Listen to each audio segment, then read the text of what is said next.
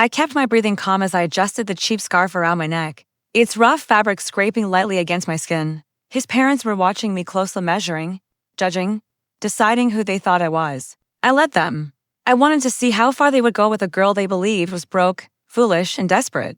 It's funny how people reveal their real selves the moment they think you can't push back. His mother leaned forward, her voice sharp enough to cut. So? Dear, what exactly do you do? Or are you still figuring life out? I offered a small, polite smile. I'd already seen the message on his phone, the one where he called me naive, easy to control, and cheap to maintain. And now I was sitting across from the very family he believed I wasn't good enough for. Perfect. This was exactly the stage I needed. When I first met Ian, he looked at me like I was a safe harbor in the chaos of his life. He said he loved my simplicity, my quiet nature, my lack of demands. I thought it was love. Later, I understood it was convenience. He didn't know the apartment I lived in wasn't really mine. I rented it under a friend's name to avoid attention. He didn't know the car I drove twice a week was just a decoy. He didn't know about my work, my income, or the power I had carefully kept out of sight. I loved him honestly. He loved me strategically. Months before that dinner, the cracks started to show. His phone always face down. Sudden late-night meetings. A new cologne he only wore when I wasn't around. I didn't question it at first. I was tired, busy, trusting. Then I saw the message, "Don't worry, Mom, she's not after money. She barely has any.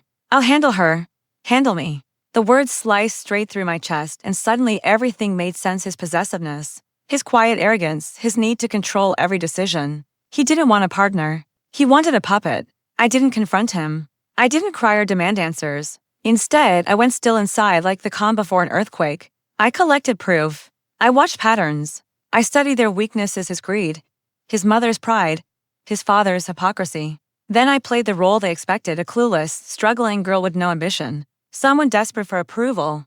Someone they could look down on. I made myself smaller so they'd never see the strike coming. I accepted the dinner invitation with nervous excitement he mistook for gratitude. I wore a dress that looked cheap but wasn't. I left my watch at home, the one worth more than their family vacations. I arrived early and listened. His father barely acknowledged me. His mother scanned my shoes. Ian spoke over me before I could finish a sentence. Perfect. While they judged and underestimated me, an email was already scheduled set to reach his father's company in exactly 1 hour. Inside were documents proving the illegal financial changes he'd been making. The ones Ian bragged about quietly fixing to protect the family name. I didn't hack anything. I didn't have to. People who think you're weak say everything right in front of you. Then came the second move. Ian's secret investments hidden under his fiancée's identity.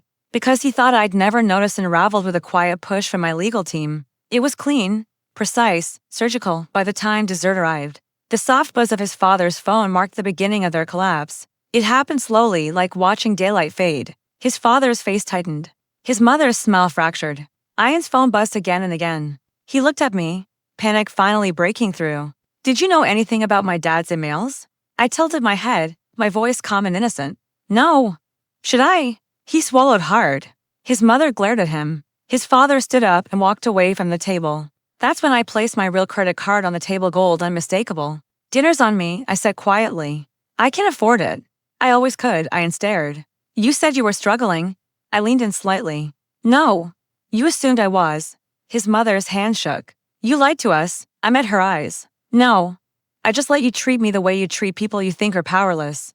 The silence was heavy, suffocating. "Now," I said calmly, "you live with the consequences of underestimating me." I walked out without looking back. By morning, the investigation had begun. Accounts frozen. Schemes exposed. Engagement over, and me? I finally exhaled. Some betrayals don't need tears. They need precision. And mine was finally complete.